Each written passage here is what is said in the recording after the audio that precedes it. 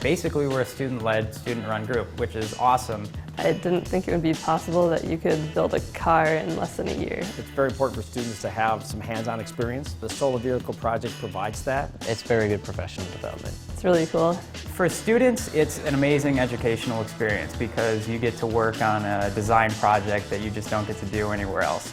I was a member of the 1999 solar vehicle project. I've spent the last 15 years as an aerospace engineer. I worked for a company called Fourth Wing. We build small UAVs for farmers, for the agriculture industry. 2 in the morning when students are intensely studying, they need to know why they're doing it. And project-based work gives them that. These projects are supported by corporations, they're supported by alumni. When designing the solar vehicle, we have a lot of design challenges. The biggest ones are it needs to be lightweight, it needs to go fast, and it needs to be safe. And while it's doing all of that, it has to be extremely efficient.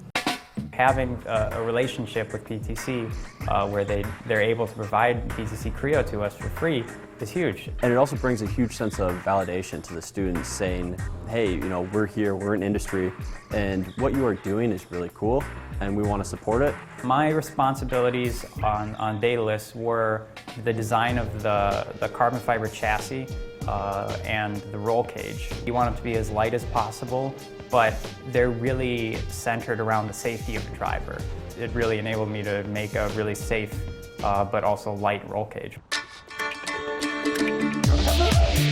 It was an amazing opportunity to be able to go to Australia to compete in the World Solar Challenge. Last time we were there was 1999. On the solar vehicle project in '99, I was designing some of the individual piece parts that went on the fairing and suspension.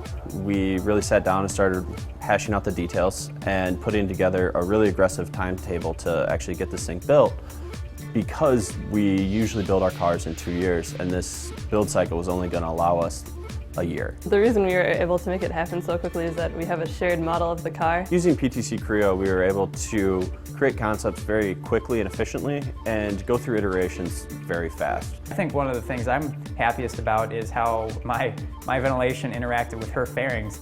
Everything on the solar vehicle project is a balance, mechanical, aero, and electrical. These are the 3D printed parts of the car. They're just made in Creo using surface blends and regular extrusions. And then you basically just send these designs straight to almost any manufacturer, and they can pull them up, and then they can just make it for you, which is just amazing. I've been using PTC CAD products since 1998, 1999 when I was a student at the University of Minnesota here, and all through my career up until now where I'm using PTC Creo. And so I've seen a long progression of all the various versions. I'd say the latest version is probably the biggest step I've seen. I'm able to do everything I need in terms of my designs, but also interfacing with others. You learn a lot of communication in between teams. You don't just make one part and the other people makes one part and they try to bring it together and it doesn't work. So it teaches you communication as well as design.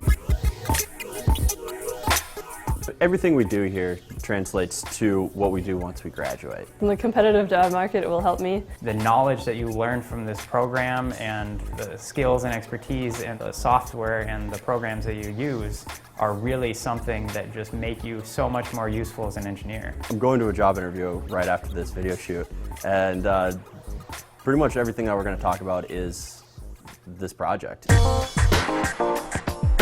I'm real proud of the University of Minnesota Solar Vehicle Project teams throughout the years. I've kept tabs on them. I've come and advised or helped out where I can, lend a hand here or there. The solar vehicle cars they're building today are leaps and bounds ahead of where we were a decade and a half ago.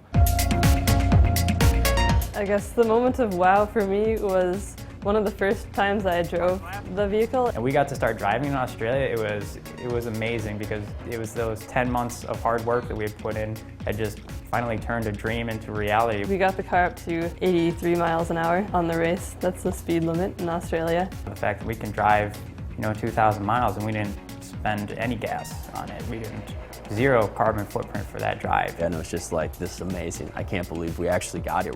We're doing this. Running across the finish line was an unbelievable experience. That's something I will never forget.